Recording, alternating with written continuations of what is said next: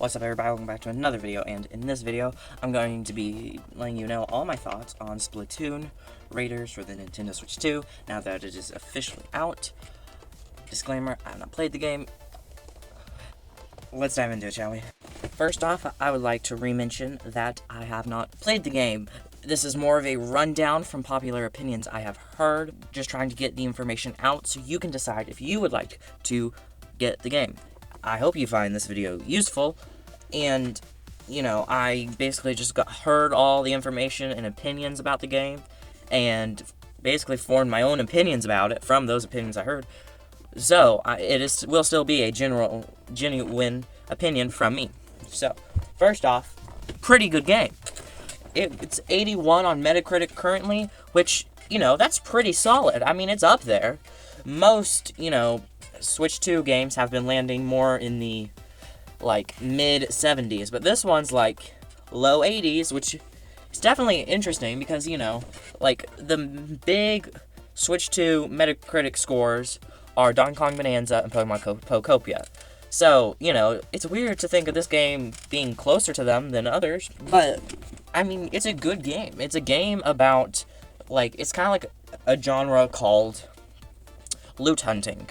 It's a loot hunting game, which is basically where there's these, like, little linear like levels you go in, and because of that, you go in the levels with a teammate of your choice, and you go in and it's random what your reward will be at the end of the level, and because of that, you know, you will have just very, you know, unique builds and unique accessories for your character, because that's also a very large element of the game, is customization and making, you know, your character and move set and stuff like that the way you would like it.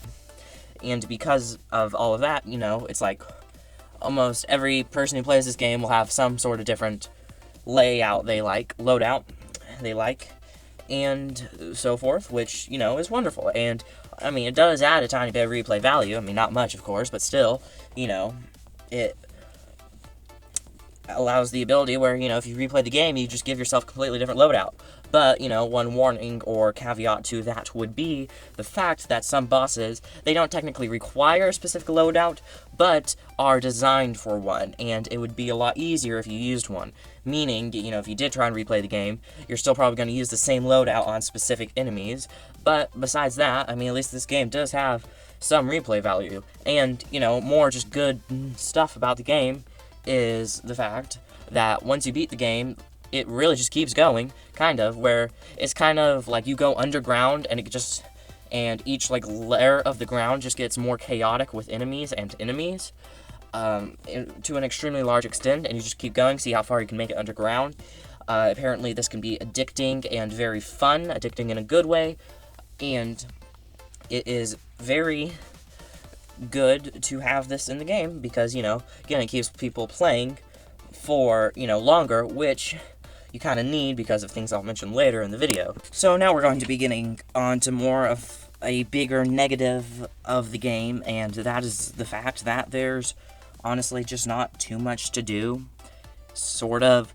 I already described to you the main gameplay, which is basically you have a main base, and you go on these levels. At the end of the levels, you get random gear to become stronger, and that's kind of it. That's really all the gameplay. The only other gameplay besides that is the post-game underground gameplay I mentioned before, and, like, that really is it. And it isn't, like, that stuff isn't bad, but it being that, only that, is people, you know, could get tired of this game very fast, and unfortunately, you know, the game's only 6 hours to beat the story, and then, you know, if you do post-game stuff, it might double it, making it more like 12 hours, but still, it's not a long game, and what's there is very repetitive. So, one of the biggest problems that people are saying with the game is the fact that it really just needs more, like, a lot more.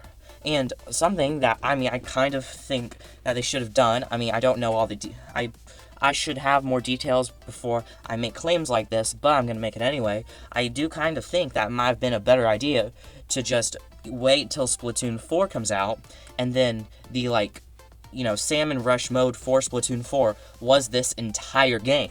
And you might think that's a little excessive, but, we're on the Switch 2's hardware now, and Splatoon's a lot more popular than people realize. I'm saying these things to try and get you to understand that, I really feel like if this game was like a side mode of Splatoon 4, then, I feel like that wouldn't be completely unreasonable, because Splatoon 4 really is a game that needs to exceed expectations, and it probably will. Of course, that's just people and me getting our hopes up, of course, but overall, the point I'm making here is that is one of the, negative parts about the game is the content is not much, and what's there is pretty repetitive.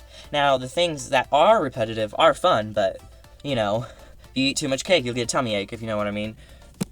Another topic about the game that is definitely worth note is, well, the price. It is $50 digitally and $60 physically. And that is a very interesting price, but it also, I feel like, kind of means Nintendo knows this game is not one of their bigger games. Because, for Nintendo, if you are unaware, Nintendo's pricing system is, 50 to 60 for, small games that aren't, that Nintendo does not plan to be big. And then you have the $60 to $70 range, which are just, general Nintendo games. Most Nintendo games fall here. Just, a popular franchise of Nintendo. And then you have 70 to 80, which are giant games and, more ginormous franchises of Nintendo. All that to say is, this game falls into the $50 to $60 range, and because of that, it's, it makes you be able to easily see that Nintendo probably planned for this game to succeed how it is, which isn't bad. This game's doing pretty well, and people seem to like it. Like I said, it's a pretty good game, and IGN gave it, a 9 out of 10, I believe, and, which, is really good. Now, most people disagree with IGN's claim.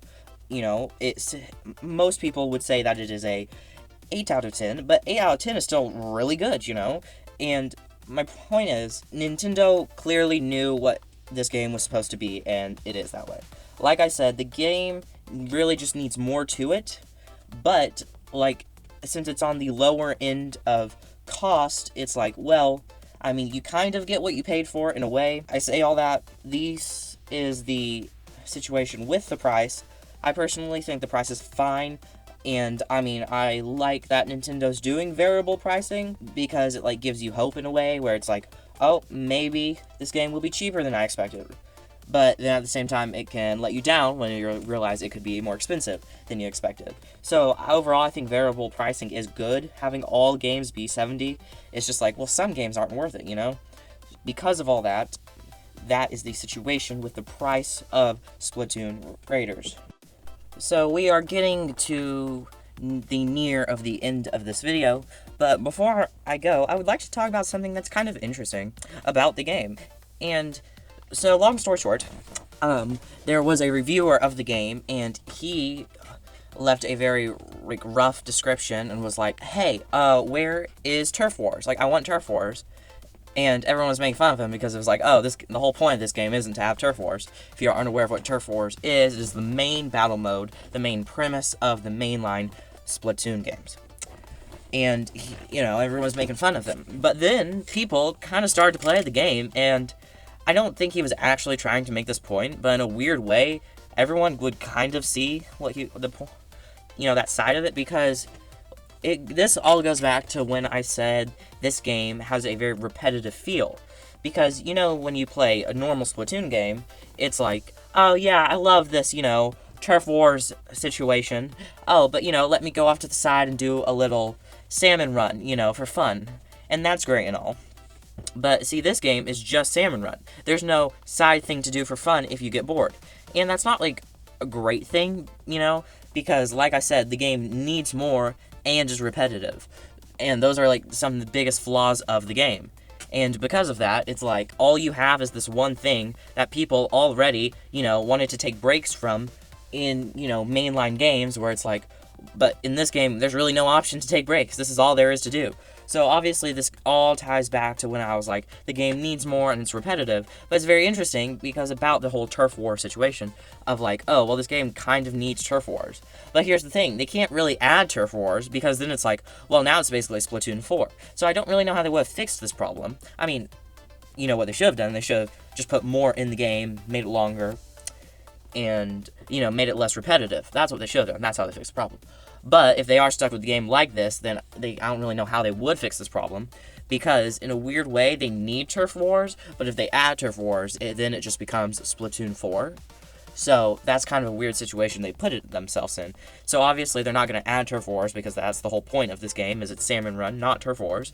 But I mean, I definitely thought as we near the end of this video, I need to, like, talk about this, because it's, like, interesting to think of, like, some people actually want turf wars back because of the fact that, you know, it almost gets mind-numbing, you know, just doing Salmon Run over and over again, because, you know, that ties all back into the repetitive issue. You know, again, I mean, it's weird to think about, because it's like the game needs turf wars, but it can't have turf wars because then it would just be Splatoon 4, and the premise of the game is that it's a spin-off and not, you know, another Splatoon game. While we're on the subject, though, I would like to point out that way back before we knew, like, the premise of the game, some people were speculating it would be more of, like, a story mode. Because if you are unaware, in the mainline Splatoon games, they have the ability where it's like you have, you know, turf wars, and then two kind of side modes being Salmon Run and story mode. So, like, some people were thinking, oh, there's going to be, like, a big Salmon Run thing, which it turned out to be, but a lot of people were thinking, oh, this is just going to be like a big story mode. And then another idea we had, or people had, including me, I guess, was the idea of, well, maybe it's like a survival RPG, like with a big open world, because, you know, we weren't shown much of the game, and it kind of looked like that from the small clips we saw. And I'm pointing this out to kind of be like, I think if we got a Splatoon game like that, it would have been a lot better. Like, because the mechanics of Splatoon are so iconic, classic, and unique. So if you put those into some open world RPG, a survival game, which doesn't even have to be big, I personally find a charm of survival games with small worlds. You know, it's like, that would be wonderful. Also, this game does not have much story to it. And if they went with more of the story approach instead of the Salmon Run approach, well, then it's like, okay, well, now you basically have this, like, fun story, and that would be more puzzle-focused and linear, you know? And I think these two other ideas of a survival game and story-focused game are honestly just so much better than Salmon Run. Yes, Salmon Run was popular, but if you make a game only about Salmon Run, as I've said before, it will get too repetitive, and, you know, you don't have Turf War to fix that. And I feel like they were like, oh, like, you know, Nintendo was like, oh, well, Salmon Run's more popular than, like, story mode, so we'll choose Salmon Run. But, you know, they didn't think about the fact that, well, we are not going to have Turf War, so it will feel repetitive. I hope you loved the video, and that's going to wrap it up for today. Hope you have a wonderful rest of the day. As you can see, I have mixed feelings on the game. Peace out, everyone.